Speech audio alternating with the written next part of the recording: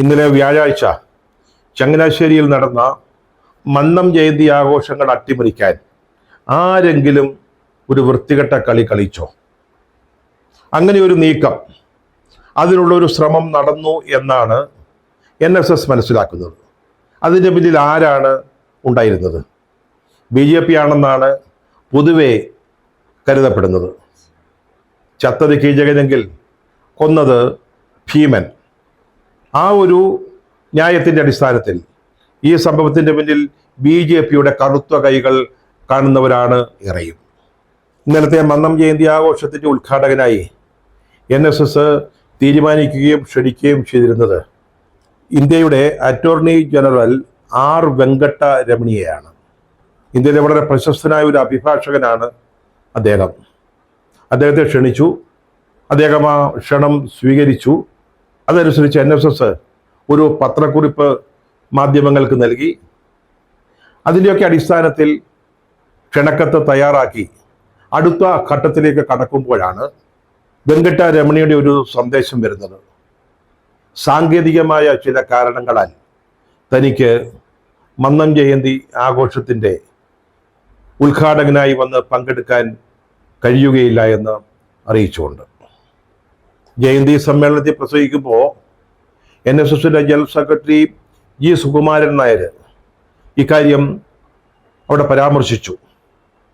NSS ഉദ്ഘാടകനായി ക്ഷണിച്ചിരുന്നത് R വെങ്കട്ടരമണിയാണെന്നും അദ്ദേഹം ചില സാങ്കേതിക കാരണങ്ങളാൽ അതിൽ നിന്ന് പിന്നീട് ഒഴിവാകുകയാണ് എന്നും അദ്ദേഹം പറഞ്ഞു. NSS ഡയറക്ടർ ബോർഡിൻ്റെ തീരുമാനമനുസരിച്ച് വെങ്കട്ടരമണിയെ ക്ഷണിച്ചതും അദ്ദേഹവുമായി ബന്ധപ്പെട്ടതുമെല്ലാം സുകുമാരൻ നായരായിരുന്നു.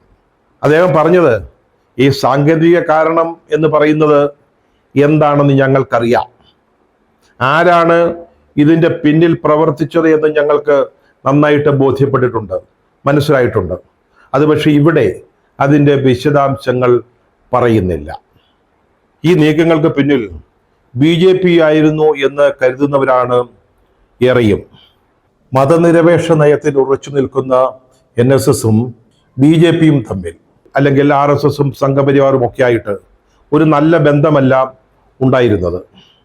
RSSും BJPയും കേരളത്തിലെ ഏതാണ്ട് മിക്ക ആധ്യാത്മിക സംഘടനകളിലും സാമുദായിക സംഘടനകളിലും നുഴഞ്ഞു കയറാനും അവിടെ സ്വാധീനമുണ്ടാക്കാനും നടത്തിയ ശ്രമങ്ങൾ ഏതാണ്ടൊക്കെ വിജയിച്ചിട്ടുണ്ട്. ചില ചില്ലറ സംഘടനകളോ അല്ലെങ്കിൽ ആധ്യാത്മിക വേദികളോ മാത്രമാണ് അവരുടെ സ്വാധീനത്തിൽപ്പെടാതെ നിൽക്കുന്നത്. അതിലേറ്റവും പ്രധാനപ്പെട്ട ഒരു സംഘടന NSS ആണ്. BJPയെയും സംഘപരിവാരത്തെയും സംബന്ധിച്ചിടത്തോളം NSS ഇപ്പോഴും ഒരു ബാലികേറ മലയാണ്. അവിടെ സ്വാധീനമുണ്ടാക്കാൻ BJP അല്ലെങ്കിൽ സംഘപരിവാര സംഘടനകൾ നടത്തിയ ശ്രമങ്ങളൊക്കെ ഇതുവരെ പരാജയപ്പെടുകയാണ് ഉണ്ടായത്. സുകുമാരൻ നായർ അവരെ പെരുന്ന ഭാഗത്തേക്ക് അടുപ്പിച്ചിട്ടില്ല. അതാണ് NSSും BJPയും NSSും സംഘപരിവാരവും തമ്മിലുള്ള അകൽച്ചയ്ക്ക് കാരണമായത്.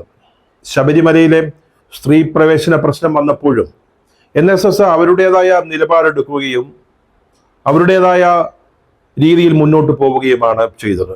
അവർ BJPയുടെ ഒരു വാലാകാൻ തയ്യാറായില്ല. ഈ അവസരം ഉപയോഗിക്കാൻ, ശബരിമലയിലെ സ്ത്രീ പ്രവേശന പ്രശ്നം അവരുടെ സ്വാധീനം ഹിന്ദു സമൂഹത്തിൽ വളർത്തുന്നതിന് ഉപയോഗിക്കാൻ BJP വലിയ ശ്രമം നടത്തിയതാണ്. പ്രധാനപ്പെട്ട നേതാക്കൾ തന്നെ രംഗത്തിറങ്ങിയതാണ്. പക്ഷെ അതിന് നിന്നുകൊടുക്കാനോ അല്ലെങ്കിൽ വശപ്പെടാനോ അന്ന് NSS തയ്യാറായില്ല. അത് അവരുടെ വ്യക്തിപരമായ ഒരു നിലപാടായിരുന്നു. അത് അവരുടെ മതനിരപേക്ഷ നിലപാടിൽ നിന്ന് ഉണ്ടായതുമായിരുന്നു. അതുകൊണ്ട് തന്നെ BJPക്കും സംഘപരിവാരത്തിനും NSSനോട്, പ്രത്യേകിച്ച് സുകുമാരൻ നായരോട് കടുത്ത നീരസമാണ് ഉണ്ടായിരുന്നത്. NSSന് ഒരു ബദൽ ഉണ്ടാക്കാൻ ചിലരൊക്കെ ശ്രമിച്ചെങ്കിലും അത് ഇതുവരെ ക്ലച്ച് പിടിച്ചിട്ടില്ല. അത് NSSന്റെ വളരെ സവിശേഷമായ കെട്ടുറപ്പുള്ള ഒരു സംഘടനാ സംവിധാനം മൂലമാണ്. ഈ അടുത്ത കാലത്ത് മന്നം ചെയർ എന്ന പേരിൽ ഒരു സംവിധാനം നിലവിൽ വന്നു. അതിൽ ചില പ്രമുഖരെയൊക്കെ വിളിച്ച് അത് ഉദ്ഘാടനം ചെയ്യുകയൊക്കെ ചെയ്തു. അതിൻ്റെ പിന്നിലും BJPയുടെ അദൃശ്യകരങ്ങൾ ഉണ്ടായിരുന്നു എന്നാണ് NSSനോട് അടുപ്പമുള്ളവർ വിശ്വസിക്കുന്നത്. സുകുമാരൻ നായരോട് എതിർപ്പും വിദ്വേഷവുമുള്ള ചില ആളുകളും BJPയും ചേർന്ന് നടത്തിയ ഒരു സംഘടിത നീക്കമാണ് വെങ്കട്ടരമണിയുടെ പിന്മാറ്റത്തിന് പിന്നിലെന്ന് വിശ്വസിക്കാൻ മതിയായ സാഹചര്യ കാരണങ്ങളുണ്ട്. പലരും സുകുമാരൻ നായർക്കെതിരായിട്ട് ചില പരാതികൾ ഉന്നയിക്കുകയും അത് സംബന്ധിച്ചുള്ള ചില ആരോപണങ്ങൾ ഉയർത്തിക്കൊണ്ട് വരികയൊക്കെ ചെയ്തിട്ടുണ്ട്. അതുമായി ബന്ധപ്പെട്ട ചില കടലാസുകൾ BJPയുടെ സഹായത്തോടെ കേന്ദ്രത്തിലെത്തിച്ചുവെന്നും അത് നിയമമന്ത്രിയുടെ ശ്രദ്ധയിൽപ്പെടുത്തിയെന്നും ഈ ഒരു സാഹചര്യത്തിൽ സുകുമാരൻ നായർ ജനറൽ സെക്രട്ടറി ആയിരിക്കുന്ന NSSന്റെ ഒരു പരിപാടിയിൽ പങ്കെടുക്കുന്നത് ശരിയായിരിക്കില്ലെന്ന് ബോധ്യപ്പെടുത്താൻ ശ്രമിച്ചെന്നും അങ്ങനെ വെങ്കട്ടരമണി അദ്ദേഹം നേരത്തെ സ്വീകരിച്ച ആ ഉത്തരവാദിത്വത്തിൽ നിന്ന് പിന്മാറി എന്നുമാണ് കേൾക്കുന്നത്. നിയമമന്ത്രിയോ മറ്റോ അറ്റോർണി ജനറലിനെ വിളിച്ചൊരു കാര്യം പറഞ്ഞാൽ, ഒരു ചടങ്ങിൽ പങ്കെടുക്കണ്ട എന്ന് പറഞ്ഞിട്ടുണ്ടോ എന്ന് എനിക്കറിയില്ല. പക്ഷെ അങ്ങനെ പറയുകയാണെങ്കിൽ അറ്റോർണി ജനറൽ അതിൽ നിന്ന് പിന്മാറും എന്ന കാര്യം വളരെ സ്വാഭാവികമായ ഒന്ന് തന്നെയാണ്. ഈ ഒരു തീരുമാനം NSSനെ സംബന്ധിച്ചിടത്തോളം വളരെ അപ്രതീക്ഷിതമായിരുന്നു. സംഘടനയുടെ ജനറൽ സെക്രട്ടറിയോടുള്ള അഭിപ്രായ വ്യത്യാസത്തിന്റെ പേരിൽ സമുദായാചാര്യൻ ഭാരതകേസരി മന്നത്ത് പത്മനാഭന്റെ ജന്മദിനാഘോഷങ്ങൾ അലങ്കോലപ്പെടുത്താൻ അല്ലെങ്കിൽ അതിൻ്റെ ശോഭ കെടുത്താൻ ആരെങ്കിലും ശ്രമിക്കുമെന്ന് NSS ഒരിക്കലും കരുതിയതല്ല. വെങ്കട്ടരമണിയുടെ ചങ്ങനാശ്ശേരിയിലേക്കുള്ള വരവ് മുടക്കിയവര് വാസ്തവത്തിൽ ഇരിക്കുന്ന കമ്പ് മുറിക്കുകയാണ് ചെയ്തത്. അതവർ ഓർക്കേണ്ട ഒരു കാര്യമാണ്.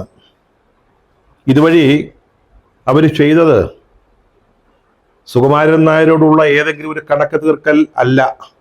അതേസമയം സമുദായാചാര്യൻ മന്നത്ത് പത്മനാഭന്റെ സ്മരണകൾക്ക് മങ്ങലേൽപ്പിക്കുക കൂടെയായിരുന്നു.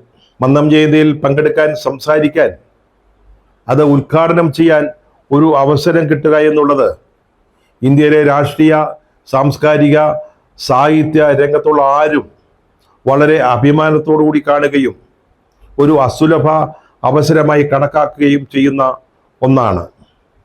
അതാണ് വെങ്കട്ടരമണി അവസാന നിമിഷത്തിൽ നിഷേധിച്ചത്. അത് അദ്ദേഹത്തിൻ്റെ കുറ്റമാണെന്ന് പറയുന്നില്ല. അദ്ദേഹത്തിൻ്റെ മേൽ അത്തരത്തിലുള്ള സമ്മർദ്ദമുണ്ടായി കാണണം. അതുകൊണ്ടാവണം അങ്ങനെ സംഭവിച്ചത്. NSSൽ പല രാഷ്ട്രീയക്കാരുണ്ട്. കോൺഗ്രസും കമ്മ്യൂണിസ്റ്റും BJPയും ഒക്കെ ഉണ്ട്. പക്ഷേ ആ സംഘടനയുടെ ഒരു പാരമ്പര്യം നമ്മെ ഓർമ്മിപ്പിക്കുന്ന ഒരു കാര്യമുണ്ട്. NSSനെയോ സമുദായ ആചാര്യനോ ചെറുതാക്കി കാട്ടാൻ ഒരു ചെറിയ ശ്രമം ഉണ്ടായാൽ പോലും അതിനെ ഒന്നിച്ചു നിന്ന് നേരിടുന്ന, ചെറുക്കുന്ന ഒരു പാരമ്പര്യമാണ് NSSനുള്ളത്. ഉദ്ഘാടകൻ എന്ന ഉത്തരവാദിത്വത്തിൽ നിന്ന് വെങ്കട്ടരമണി പിന്മാറിയപ്പോൾ അത് നമ്മുടെ രമേശ് ചെന്നിത്തലയ്ക്ക് ലഭിച്ച ഒരു വലിയ ഭാഗ്യമായി. അദ്ദേഹത്തിന് ഒരു ഇരട്ട പ്രൊമോഷനാണ് ലഭിച്ചത്. NSSും രമേശ് ചെന്നിത്തലയും തമ്മിൽ നേരത്തെ അല്പം അകൽച്ച ഉണ്ടായിരുന്നു. ശ്രീ സുകുമാരൻ നായരുമായിട്ട് അത്ര നല്ല ബന്ധമല്ല ഏറ്റവും അടുത്ത സമയത്ത് രമേശ് ചെന്നിത്തലയ്ക്ക് ഉണ്ടായിരുന്നത്. അതൊക്കെ മാറി, മഞ്ഞൊക്കെ ഒന്ന് അല്പം ഉരുകി തുടങ്ങി. ആ സാഹചര്യത്തിൽ NSS മുഖ്യ പ്രഭാഷണത്തിന് രമേശ് ചെന്നിത്തലയാണ് ക്ഷണിച്ചിരുന്നത്. അദ്ദേഹം വളരെ സന്തോഷത്തോടുകൂടി അത് സ്വീകരിക്കുകയും ചെയ്തു. അപ്പോഴാണ് വെങ്കട്ടരമണി ഉദ്ഘാടകൻ എന്ന ഉത്തരവാദിത്വം നിർവഹിക്കുന്നതിൽ നിന്ന് പിന്മാറിയത്, സാങ്കേതിക കാരണങ്ങളുടെ പേരിൽ. അപ്പോൾ പിന്നെ NSS കൂടുതലൊന്നും ആലോചിച്ചില്ല. രമേശ് ചെന്നിത്തലയെ തന്നെ അതിൻ്റെ ഉദ്ഘാടകനായിട്ട് നിശ്ചയിച്ചു.